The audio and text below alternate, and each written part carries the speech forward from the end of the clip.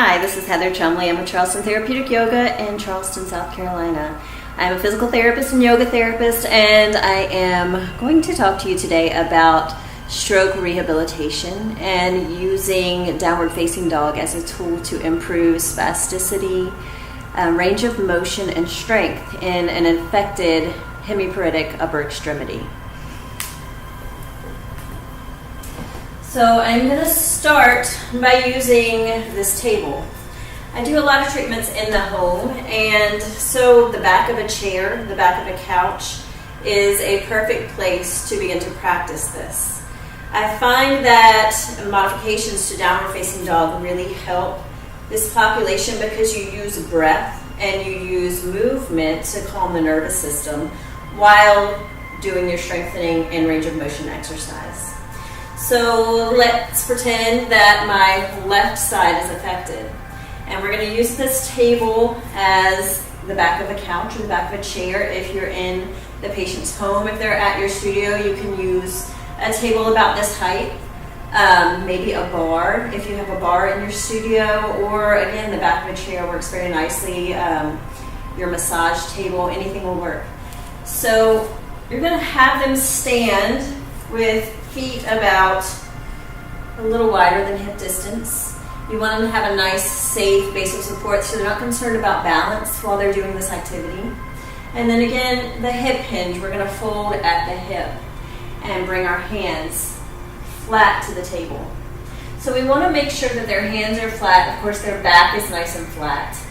And they can begin to press into their hands a little bit. So this is really good with grip strength, hand strength, by beginning to work on range of motion of the fingers as well, because that's often an issue with hemiparesis, is tightness in the wrist and the fingers. So your first cue will be to spread the fingers as much as possible and press down into your hand.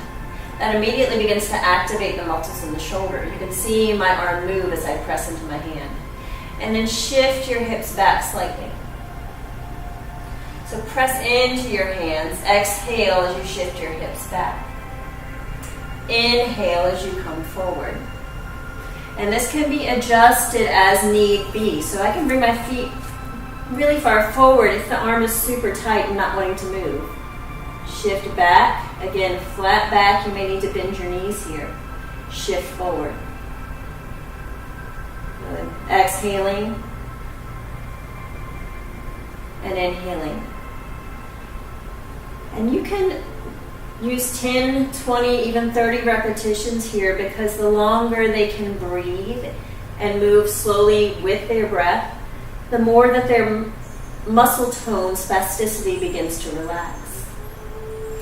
I found this very effective with the stroke population, and they really enjoy this activity because they can feel the muscles working. They begin to have a lot less pain in the shoulder, and they notice that they can use it more. And so, of course, you progress back as you gain more range of motion. As the arm begins to open up, as the shoulder begins to move a little bit.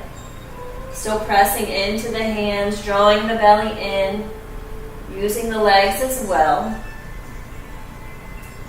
Good. Exhaling and inhaling. And of course, from there you can progress to a chair, having your hands on the seat of the chair.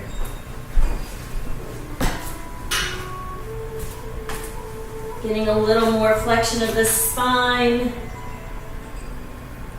Hinging at the hips, nice flat back.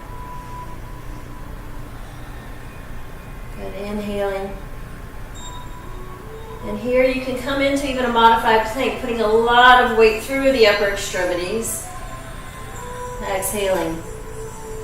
If wrists are an issue here, I'll have them grab the edges of the chair, come forward. You're still using the shoulders, still getting nice range of motion, but a little more forgiving on the wrist joint.